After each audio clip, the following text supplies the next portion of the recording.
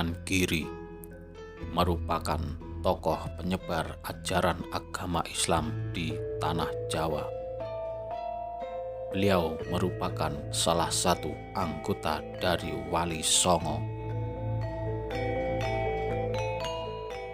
Sunan Giri merupakan putra dari Syekh Maulana Ishaq dan ibunya bernama Dewi Sekar Dadu.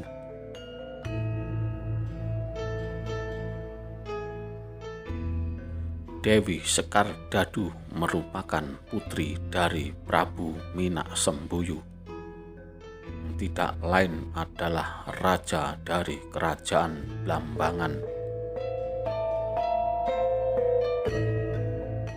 Sunan Giri juga dikenal dengan nama Raden Paku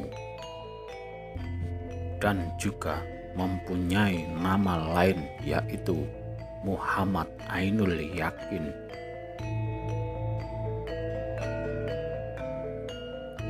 Selain kedua nama tersebut, Sunan Giri juga dikenal dengan sebutan Sultan Abdul Fakih dan juga banyak pula yang menyebutnya dengan sebutan Raden Djoko Samudro. Ada cerita dan sejarah tersendiri untuk setiap nama-nama yang dimilikinya. Salah satunya adalah asal-usul sebutan nama Djoko Samudro.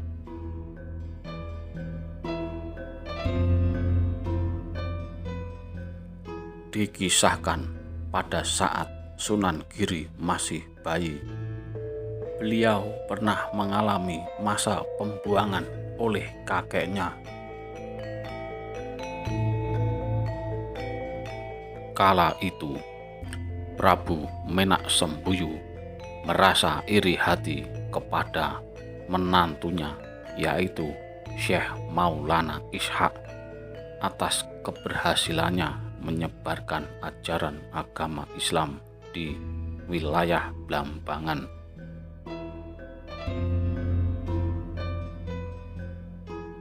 Syekh Maulana Ishaq memutuskan untuk kembali ke tempat asalnya, yaitu Aceh, karena kala itu beliau merasa terancam dan tidak aman.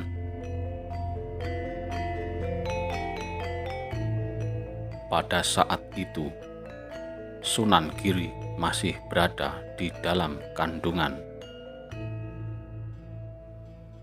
Dan setelah Sunan Giri lahir, Prabu Minak Sembuyu melampiaskan iri hati dan dendamnya kepada cucunya sendiri. Beliau mengutus beberapa pasukannya untuk memasukkan Sunan Giri ke dalam peti dan membuangnya ke lautan lepas.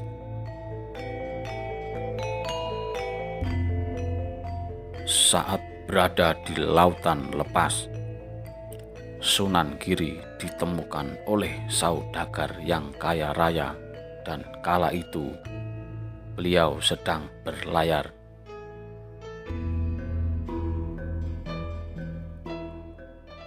Beliau bernama Nyai Ageng Pinate.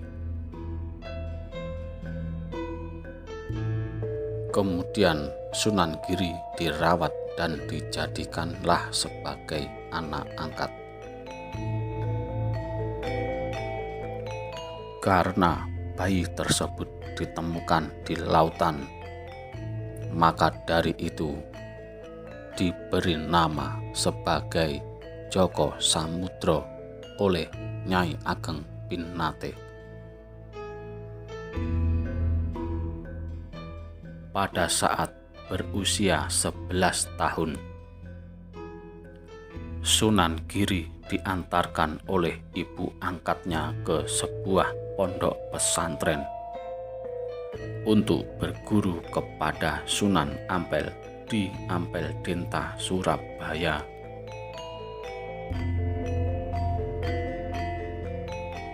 Dan di sanalah Sunan Giri mendapatkan banyak ilmu-ilmu yang bermanfaat dari gurunya.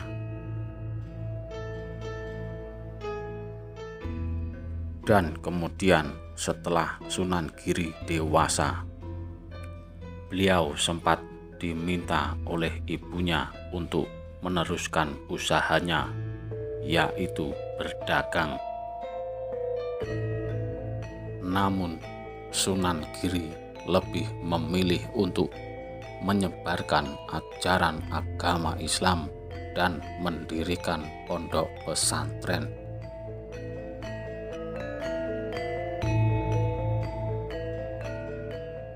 Sunan Giri dikenal dengan gaya dakwahnya yang unik. Di pondok pesantren, beliau sering mengajari santri-santrinya dengan permainan anak-anak. Permainan yang beliau buat dan masih terkenal hingga saat ini yaitu antara lain ialah jelungan dan cublak-cublak suweng.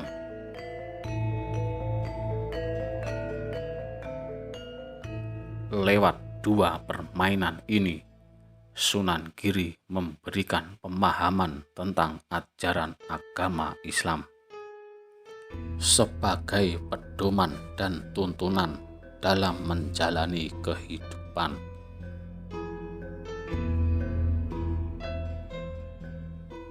Permainan ini diiringi dengan bernyanyi dan bergembira, sehingga banyak anak-anak yang suka dengan cara atau metode yang dilakukan oleh Sunan Giri.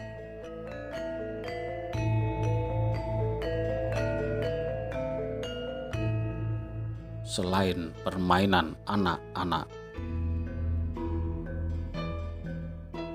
Sunan Giri juga menciptakan tembang-tembang atau nyanyian sebagai media untuk penyampaian ajaran agama Islam agar lebih mudah untuk dipahami oleh masyarakat luas.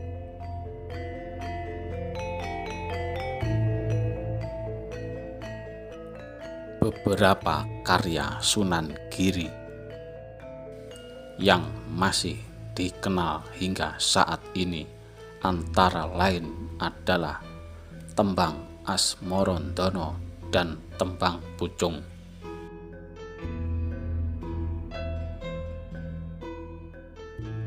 Pondok pesantren yang diasuh oleh Sunan Giri kala itu, perkembangannya pun sangatlah pesat di Jawa Timur, dan pengaruhnya pun sampai ke pelosok Madura.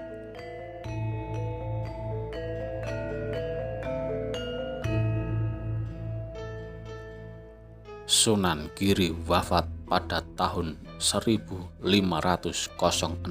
Masehi,